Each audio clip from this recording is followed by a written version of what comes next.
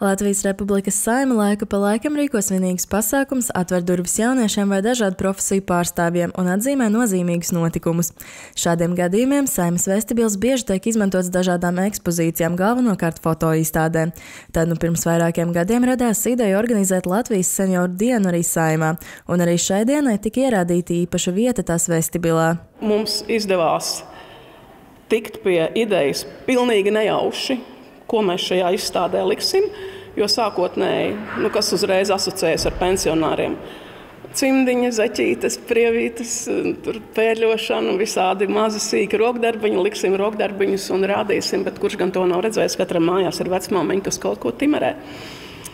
Un tad kādā dienā pie manis pienāca mūsu federācijas viena valdes locekla, un teica, man šodien īsti nav laika, man ir jāskrien pie audējas, jo man pēc mēneša nāk pasaulē kārtējā mazmeitiņa, un es viņai esmu uzaudusi Vildrānu, kurā viņa sagaidīta no dzemdību mājas. Es tā, kas?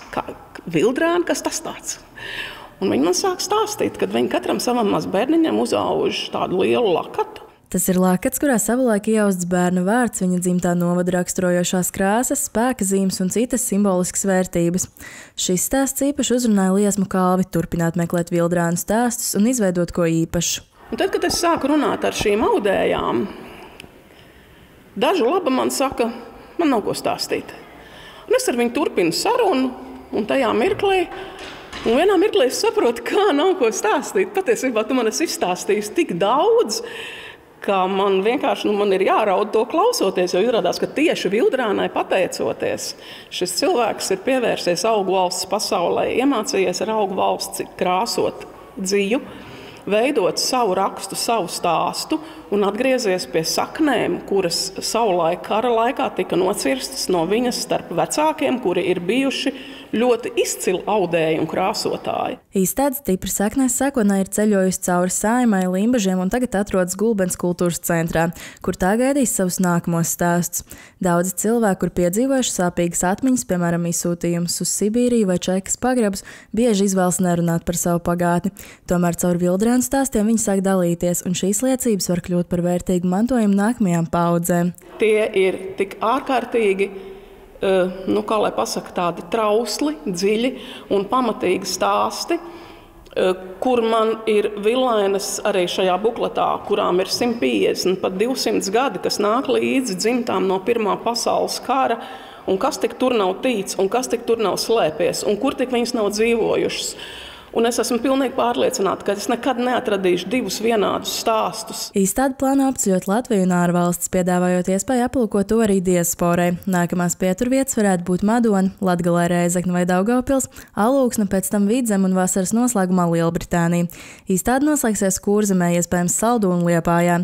Katrs novads saņems īpašu viesu grāmatu, kur apmeklētāji varēs ierakstīt savus stāstus. Mans asaru stāsts ir tas, ko mana mamma man nespēja savu dzīves laikā izstāstīt, bet veidojot šo izstādi, es to atcerējos un sapratu, ka arī savu Vildrānu es esmu vazājusi par asēnām pļavām un plūku uz trušiem zāli. Un katru reizi, kā es esmu šo zāli trušiem izbērusi, tā mana mamma šo lakatu ir savākusi un ienesusi atpakaļ istabā, rūpīgi salocījusi un nolikusi sev pie kājām uz gultas, un es nevarēju saprast, kāpēc. Un tagad es to saprotu, tā bija mana Vildrāna. Viņas vairs nav, bet es atceros, kāda viņa izskatījās, un es viņu attaudīšu. Tas ir mans stāsts. Jūs savu stāstu arī plānojat nodot tālāk? Iespējams, jā, jo iedvesmu dot lielu. Faktiski nostalģija, tā ir nostalģija, un tā ir atcerēšanās un, teiksim, savā ģimenes lokā iestiprināšana to, kas ir svēts. Kas ir svēts mūsu tautai, mūsu novadam.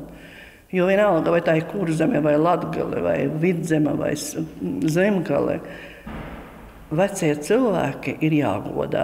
Ik viens ir aicināts dalīties ar savas dzimtes stāstiem, kas saistīti ar lielajiem lakatiem, seģenēm, sakšām, Vildrānām vai citiem ģimenes etnogrāfiskajiem darinājumiem, kas atspoguļo dzimtes vēsturi un tradīcijas. Pastāv arī iespēja sazināties ar Pensionāru federāciju, lai dalītos savos stāstos, pat izstāde vēl nav apmeklējusi attiecīgo novadu.